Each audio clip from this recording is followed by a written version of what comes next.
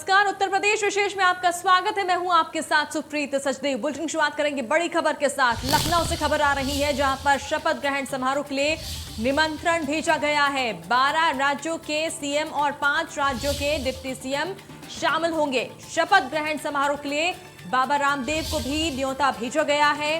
वृंदावन, अयोध्या, हरिद्वार और मथुरा के संत शामिल होंगे। लखनऊ में 130 चौराहे सजाए जाएंगे, तो कई प्रवासी भी बुलाए गए हैं। शपथ ग्रहण को लेकर निमंत्रण भेजे गए हैं अलग अलग राज्यों के मुख्यमंत्रियों को। और तैयारी जो देखी जा रही है, योगी आदित्यनाथ के शपथ ग्रहण को लेकर तैयारियां तेज हो गई हैं। अयोध्या, हरिद्वार, मथुरा के संत कार्यक्रम में शामिल होंगे। बाबा रामदेव को भी निमंत्रण भेजा गया है। योगी आदित्यनाथ के शपथ ग्रहण समारोह को लेकर निमंत्रण भेजने की खबर आ रही है। अयोध्या, हरिद्वार, मथुरा के संत इस कार्यक्रम में शामिल होंगे। बीजेपी शासित राज्यों के सीएम भी शपथ ग्रहण में शामिल होंगे, तो 5 राज्यों के डिप्टी सीएम भी इसमें शामिल होंगे। योगी आदित्यनाथ के शपथ ग्रहण को लेकर जो है तैयारियां तेज देखी जा रही है। 25 मार्च को सीएम पद की शपथ लेंगे योगी आदित्यनाथ। तो शपथ ग्रहण को लेकर किस तरह से निमंत्रण भेजा गया है, बीजेपी शासित राज्यों के मुख्यमंत्रियों को भेजा गया है निमंत्रण। कई संत इस कार्यक्रम में शामिल होंगे। बीजेपी शासित राज्यों के सीएम भी शामिल होंगे, यहां तक कि 5 राज्यों के डिप्टी सीएम भी इस शपथ ग्रहण का हिस्सा बनेंगे। 25 मार्च सीएम पद की शपथ लेंगे योगी आदित्यनाथ। बेहद ही अहम दिन, महत्वपूर्ण दिन, और इस दिन को लेकर किस तरह से आए दिन तैयारियां जो है जोरों पर चल रही है और निमंत्रण भेजने की अब खबर आ रही है। बीजेपी शासित राज्यों के मुख्यमंत्रियों को निमंत्रण भेजा गया है। यहां तक कि 5 राज्यों के डिप्टी सीएम भी इस कार्यक्रम में शामिल होंगे। कई संतों के इस कार्यक्रम में शामिल होने की खबर है। बाबा रामदेव को भी निमंत्रण भेजा गया है।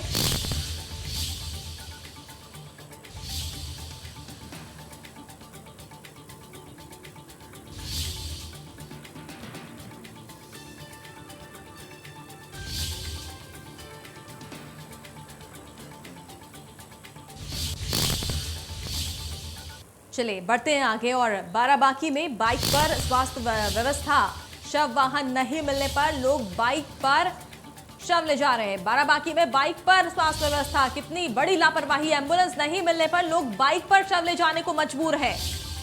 तो सोमवार को बुजुर्ग को अस्पताल में भर्ती कराया गया था। तबीयत बिगड़ने पर बुजुर्ग की मौत हो गई और शव को ले जाने के लिए एम्बुलेंस तक नहीं मिली।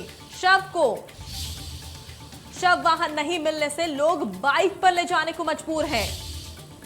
हैदरगढ़ सामुदायिक स्वास्थ्य केंद्र में किस तरह से व्यवस्था बेहाल हुई है। बाराबांकी स्वास्थ्य विभाग के अधिकारी कुंभकर्णी नींद में सोए हुए हैं। सीएचसी में शव वाहन नहीं रहती है सुविधा। तो किस तरह से जो स्वास्थ्य व्यवस्थाएं हैं वो बेहाल है, ये यहां पर तस्वीरें देखिए। इस खबर से अंदाजा लगाया जा रहा है कि बाराबांकी में स्वास्थ्य की जो व्यवस्थाएं हैं, शव वहां नहीं मिलता है। बेहाल स्वास्थ्य व्यवस्थाएं बाराबांकी की, और वहां पर लोग इतने मजबूर हैं कि शव को बाइक पर ले जाने के लिए मजबूर है। बाइक पर शव को ले जाया जा रहा है। तो अधिकारी कुंभकर्णी नींद में सोए हुए हैं। कोई भी स्वास्थ्य व्यवस्था पर ध्यान नहीं दिया जा रहा है। बाइक पर शव को ले जाने के लिए लोग मजबूर हैं। हैदरगढ़ सीएचसी में स्वास्थ्य सेवा बेहाल है। तो बुजुर्ग को अस्पताल में भर्ती किया गया हैदरगढ़। तबीयत बिगड़ने पर बुजुर्ग की मौत हो गई और शव ले जाने के लिए शव वाहन तक नहीं मिला, और ऐसे में लोगों को शव को बाइक पर ले जाना पड़ा। बेहद ही गंभीर यह मामला।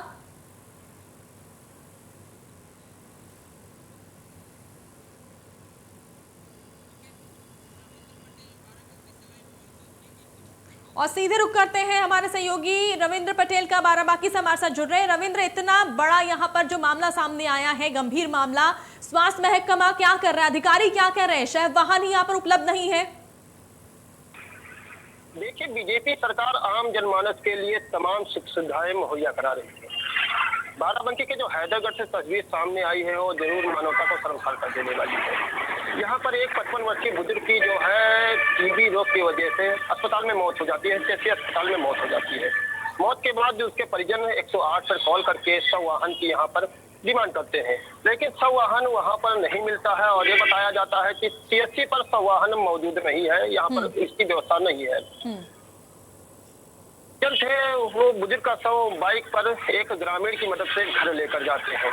जब इस पर इंडिया न्यूज ने सीएमओ से बात की तो सीएमओ ने साफ तौर पर बताया है, सीएमओ जो रामजी वर्मा है, इंडिया न्यूज को बताया है कि यहाँ पर संवाहन पर्याप्त मात्रा में है। अगर ऐसा मामला सामने आया है तो इसकी उच्च स्तरीय जांच कराई जाएगी और जो भी लापरवाही हो, चाहे सीएचसी अधीक्षक हो या अन्य कर्मचारी हो, उन पर कार्रवाई की जाएगी। तो जरूर कहीं न कहीं सरकार जरूर हर जो व्यक्ति के लिए तमाम सुख सुविधाएं मुहैया कराती है, लेकिन जो कर्मचारी है उस पर पलीता लगा रहे हैं। इसका जीता जागता उदाहरण इस सीएचसी हैदरगढ़ से सामने आया है, जो बाइक पर एक बुजुर्ग को ले जाना पड़ा है, गरीब व्यक्ति को अपने घर ले जाना पड़ा है। जरूर ये सामने आया है। बिल्कुल यही सवाल यहाँ पर खड़ा हो रहा है, क्योंकि अगर शव वाहन है अगर यहाँ पर अस्पताल की तरफ से, लेकिन जो सुविधा यहाँ पर मिलनी चाहिए, यहाँ पर बुजुर्ग की मौत हो जाती है, उससे शव वाहन नहीं मिलता है। उसके जो परिजन होते हैं वो शव को बाइक पर ले जाने के लिए मजबूर हैं। तो कहाँ पर जो है चूक देखी जा रही है? देखिए, सीएचसी अधीक्षक जो है हैदरगढ़ सीएचसी अधीक्षक से जो परिजनों ने संवाहन के बारे में बात की तो उन्होंने असमर्था जो बताई कि यहाँ पर सीएचसी पर संवाहन नहीं होता है, संवाहन की व्यवस्था केवल जिला अस्पताल में होती है, इसकी वजह से संवाहन नहीं उपलब्ध हो पाएगा। लेकिन जब ये मामला मीडिया में हाईलाइट हुआ तब सीएचसी अधीक्षक ने अपना बयान बदला और कहा कि देखिए वो हमारे पास नहीं आए, उनकी व्यवस्था कराई जा रही थी। उस व्यवस्था कराई जाने के बीच वो लोग अपने जो बुजुर्ग था उसका शव बाइक पर ही लेकर घर चले गए। तो इस पूरे मामले की जांच को लेकर जो सीएमओ रामजी वर्मा है उन्होंने साफ तौर बताया है कि इस पूरे मामले की जांच की जाएगी और जांच कर जो दोषी होंगे उस पर कार्रवाई की जाएगी। चलिए, बिल्कुल, बहुत बहुत शुक्रिया तमाम जानकारी के लिए। तो अब जांच की बात निकल कर सामने आ रही है, देखना ही है कि जांच के बाद क्या कुछ निकल कर सामने आता है। बढ़ते हैं आगे। एमएलसी चुनाव प्रक्रिया में नामांकन पत्रों की जांच के दौरान 4 में से 2 नामांकन पत्र निर्दलीय प्रत्याशियों के खारिज कर दिए गए।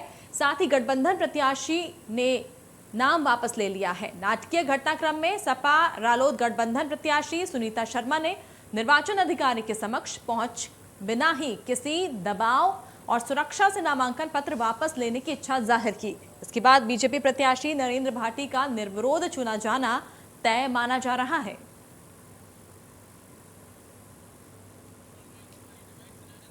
देखिए, कल जो है नाम निर्देशन का जो है आखिरी दिनांक था 3 बजे तक, और कल 3 बजे तक हमें 4 नामिनेशन पत्र प्राप्त हुए थे और उसकी स्क्रूटनी आज 11 बजे से प्रस्तावित थी। 11 बजे से स्क्रूटनी हुई और उन चारों नामिनेशन पत्रों की जांच की गई, जिसमें से 2 नामिनेशन पत्र जो है अपूर्ण पाए गए, जो अस्वीकृत किए गए, और एक जो है अभ्यर्थी ने अपना जो है नामिनेशन वापस लिया।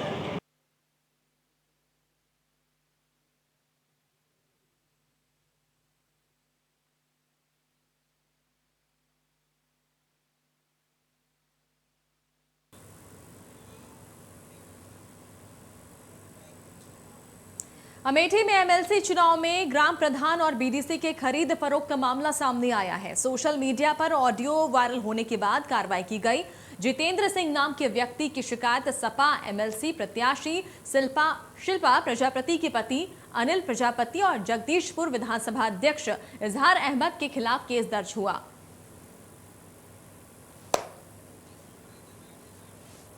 एमएलसी चुनाव के संबंध में एक ऑडियो वायरल हुआ है। उसमें समाजवादी पार्टी के 2 कार्यकर्ताओं द्वारा आपस में बातचीत की जा रही है और उसमें 50 लाख रुपया का रिश्वत ग्राम प्रधान और बीडीसी को देने की बात की जा रही है। इस ऑडियो के आधार पे चूँकि थाने पे जगदीशपुर में एक तहरीर दी गई है, यह तहरीर भाजपा के प्रत्याशी श्री शैलेंद्र प्रताप सिंह द्वारा दी गई है। इसके आधार पर मुकदमा पंजीकृत कर लिया गया है और आगे विधिक कार्रवाई की जा रही है। एमएलसी चुनाव के संबंध में एक ऑडियो वायरल हुआ है। उसमें समाजवादी पार्टी के 2 कार्यकर्ताओं द्वारा आपस में बातचीत की जा रही है और उसमें 50 लाख रुपया का रिश्वत ग्राम प्रधान और बीडीसी को देने की बात की जा रही है। इस ऑडियो के आधार पे चूँकि थाने पे जगदीशपुर में एक तहरीर दी गई है, यह तहरीर भाजपा के प्रत्याशी श्री शैलेंद्र प्रताप सिंह द्वारा दी गई है। इसके आधार पर मुकदमा पंजीकृत कर लिया गया है और आगे विधिक कार्रवाई की जा रही है। राजधानी लखनऊ में होली मिलन समारोह के उपलक्ष्य पर लखनऊ के नव निर्वाचित विधायकों का सम्मान किया गया। इस कार्यक्रम में केंद्रीय राज्य मंत्री शामिल हुए। इस दौरान हमारे संवाददाता ने केंद्रीय राज्य मंत्री कौशल किशोर से खास बातचीत की। पर नवनिर्वाचित विधायकों का यहाँ पर स्वागत किया गया है। राजधानी लखनऊ का पूरा देख रहा माहौल है। ऐसे में हमारे साथ में जो केंद्रीय राज्य मंत्री हैं कौशल किशोर जी, वो यहाँ पर हैं। सर, क्या कहेंगे, अगर आपके लोकसभा क्षेत्र की बात की जाए तो वहाँ पर 5 की 5 सीटों में आपने इस बार प्रचंड बहुमत हासिल किया, क्या कहेंगे, किस तरह से जनता का इस बार प्यार मिला आपको? पहले तो मैं पूरे प्रदेशवासियों को इसका आभार व्यक्त करता हूं कि उन्होंने बीजेपी की प्रचंड बहुमत की सरकार बनाई। मेरी लोकसभा क्षेत्र मोहनलालगंज में पिछले 2017 के चुनाव में 3 विधानसभा सीट जीते थे, बीकेटी और सरोजनी नगर और मलिहाबाद। हम सिधौली कभी नहीं जीते। सिधौली आज़ादी के बाद पहली बार विधानसभा सीट जीती है और मोहनलालगंज भी पहली बार जीती है। तो जनता ने विश्वास किया हमारे काम पर और पार्टी के काम पर। जो सुविधाएं हैं उनको उसने एक्सेप्ट किया और उसी आधार पर वोट देने का काम किया। मैं अपनी लोकसभा क्षेत्र के सभी उन मतदाता भाइयों बहनों को जो बीकेटी में रहते हैं, जो सरोजनी नगर में रहते हैं, जो मोहनलालगंज में रहते हैं, जो मलिहाबाद में रहते हैं, जो सिधौली में रहते हैं, उन सब लोगों को और सरोजनी नगर जिन लोगों ने बीजेपी को वोट दिया, सभी कार्यकर्ताओं को, मतदाता भाइयों बहनों को करता हूं और धन्यवाद देता हूं कि उन्होंने एक प्रचंड बहुमत से हमारे पूरी लोकसभा की 5 सीटें जिताने का काम किया। सर, क्या कहेंगे कि जिस तरह से अभी मंत्रिमंडल का गठन होना, शपथ समारोह होना, उसकी तैयारियों को लेकर के किस तरह से उत्साह है लोगों? तैयारियों को लेकर के बड़ा उत्साह है और ये जनता के बीच में, कार्यकर्ताओं के बीच में, और जो शक्ति केंद्र हमारे बनाए गए थे सेक्टर वाइज, वहाँ से 2-2 लोग आएंगे, इसलिए एक भारी संख्या में पूरे प्रदेश से लोग इकट्ठा होंगे। उन कार्यकर्ताओं के सामने जिन्होंने अपना पसीना बहाकर, अपनी मेहनत लगा करके, दिन रात एक करके फिर से बीजेपी की सरकार बनाई है, उनके सामने मंत्रिमंडल का गठन होगा, उनके सामने जो है शपथ ग्रहण होगा। मैं समझ रहा हूँ ये एक अद्भुत कार्यक्रम होगा जो पहली बार हो रहा है। सर, शपथ ग्रहण का आमंत्रण सभी को जा रहा, चाहे वो पक्ष का हो चाहे विपक्ष का हो। ऐसे में कहीं कहीं से ये जरूर निकल के आ रहा, कुछ लोग कह रहे हैं हम तो नहीं जाएंगे चाहे बुलाएं। हम एक दूसरे का सहयोग लेना चाहते हैं, इसलिए हमारी पार्टी एक सर्वदलीय बैठक भी करती है और सभी को आमंत्रित कर रही है कि सभी लोग आइए, हम मिल करके प्रदेश को एक बेहतर प्रदेश बनाएं और आत्मनिर्भर प्रदेश बनाएं, जिससे आत्मनिर्भर भारत बने और दुनिया में इसका नाम हो। भारत को बनाने के लिए काम करें, प्रदेश को बनाने के लिए काम करें, इसलिए सबको आमंत्रण दिया जा रहा है।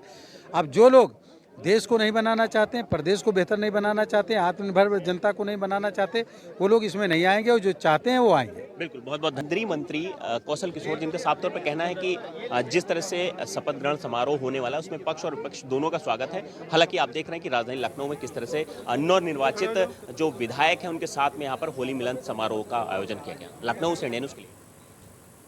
राजधानी लखनऊ में होली मिलन समारोह के उपलक्ष्य पर लखनऊ के नवनिर्वाचित विधायकों का सम्मान किया गया। इस कार्यक्रम में केंद्रीय राज्य मंत्री शामिल हुए। ईडी के retired joint director Rajeshwar Singh से खास बातचीत की। हमारे साथ में राजधानी लखनऊ के सरोजनी नगर विधानसभा से नवनिर्वाचित विधायक जो राजेश्वर सिंह हैं, उनसे बात करते हैं। सर, क्या प्राथमिकताएं रहेंगी सरोजनी नगर के लिए? देखिए, बिजली, पानी, सड़क बहुत इम्पोर्टेंट होता है, वो बेस्ट होना चाहिए क्षेत्र में, उसको ठीक कराना है। जहाँ जहाँ पे थोड़ी समस्या है, जल भराव की समस्या मुझे बताई है, उसको ठीक कराना है। एजुकेशन, जितने स्कूल हैं उनमें डिग्री कॉलेज बेटियों के लिए आवश्यकता है, उसको बनवाना है।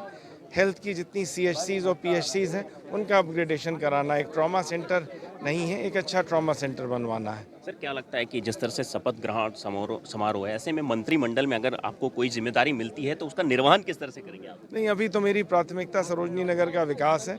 जनता ने इतना मुझ पर विश्वास जताया है, 1,60,000 वोट दिए हैं, जनता की जीत है, इतनी प्रचंड जीत है।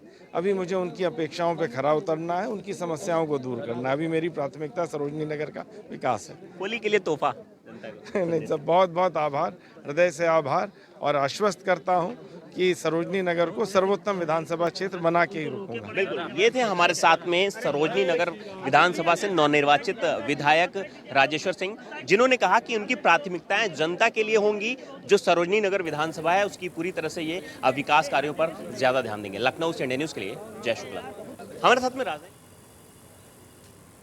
गाजीपुर के जखनिया तहसील क्षेत्र के हथियाराम मठ में 23 मार्च को संघ संचालक डॉक्टर मोहन भागवत का सुबह 11 बजे आगमन होगा। संघ संचालक डॉक्टर मोहन भागवत मठ के परिसर में तकरीबन 5 घंटे तक का समय बिताएंगे। इस दौरान 900 साल से स्थापित बुढ़िया माई के दर्शन के साथ साथ पूजन अर्चना करेंगे। साथ ही विभिन्न विद्यालयों के लड़कियों के साथ बातचीत भी करेंगे।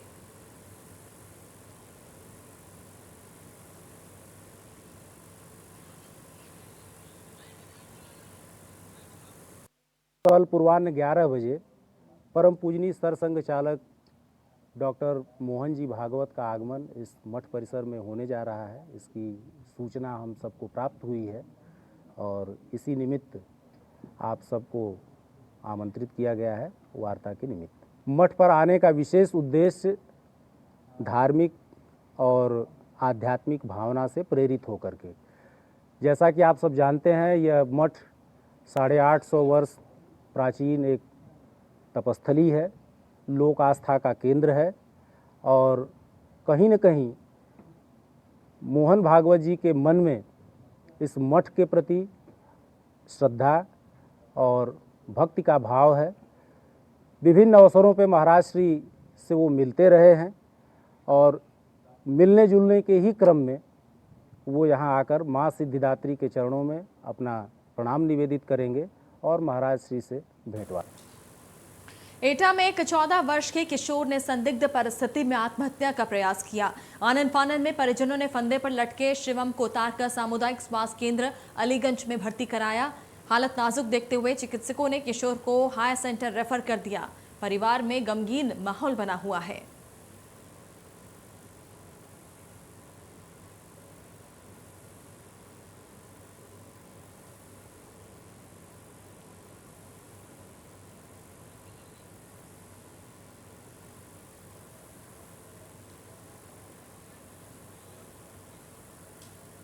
अलीगढ़ में एक युवक को उसकी पत्नी ने प्रेमी संग मौत की नींद सुला दिया। मृतक के भाई ने थाना पुलिस को हत्या की आशंका जताते हुए अज्ञात लोगों के खिलाफ मुकदमा दर्ज कराया। पुलिस ने मृतक की पत्नी से शक के आधार पर पूछताछ की। महिला ने पति की हत्या का राज बता दिया। पुलिस ने आरोपी महिला और उसके प्रेमी को हिरासत में ले लिया है।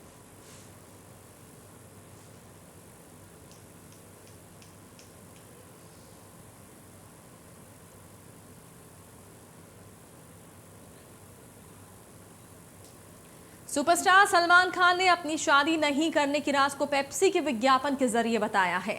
दरअसल सलमान खान ने अपने इंस्टाग्राम अकाउंट पर अपना पेप्सी विज्ञापन का वीडियो शेयर किया। इसमें वो अपनी पर्सनल लाइफ को लेकर बातें कर रहे हैं। वो बहुत मजेदार है। वीडियो में देखा जा सकता है कि सलमान खान अपने हमशक्ल यानी यंग वर्जन से बात कर रहे हैं। आप भी देखिए सलमान ने अपनी शादी को लेकर पेप्सी विज्ञापन में क्या कहा। हालांकि ये पूरा वीडियो एक पेप्सी कंपनी के विज्ञापन का है।